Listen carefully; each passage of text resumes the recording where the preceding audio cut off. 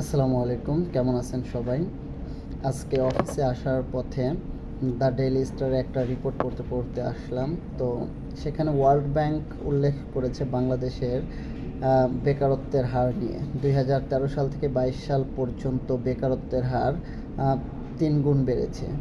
অর্থাৎ 2013 সালে বেকারত্বের হার ছিল 9.7%, যেটা 2016 সালে 13.4% এবং 2022-এ এসে 27.8%, 27.8%, অর্থাৎ 9 থেকে 27, 3 গুণ।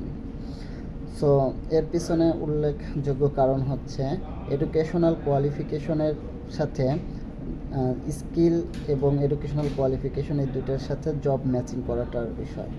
সো আমার মনে হয় যে পড়ালেখার পাশাপাশি স্কিলের দিকে নজর রাখাটা খুবই জরুরি।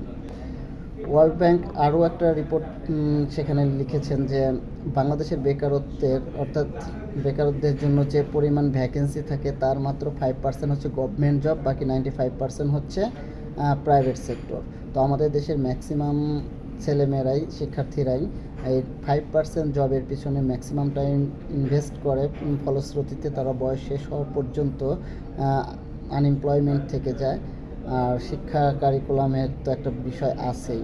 সো সবাই চেষ্টা করবেন পড়ালেখার পাশাপাশি নিজের কিছু স্কিল গ্যাদার করার জন্য, সফট স্কিল, কমিউনিকেশন স্কিল, যেগুলো প্রয়োজন হয় তাদের সাবজেক্টের সাথে ম্যাচিং এমন কিছু কোর্স করতে পারেন। বিবিএ বা যারা বিবিএর স্টুডেন্ট তারা অ্যাকাউন্টিংয়ের স্টুডেন্ট হলে ভ্যাট ট্যাক্সের, ম্যানেজমেন্টের হলে এইচআরের জন্য, মার্কেটিংয়ের হলে মার্কেটিং ইন্টার্নশিপ বা কিছু মার্কেটিং রিলেটেড কোর্স আছে, মার্কেটিং ম্যানেজমেন্ট, বিভিন্ন জায়গা থেকে কোর্সগুলো করতে পারেন। ধন্যবাদ সবাই, আল্লাহ হাফেজ।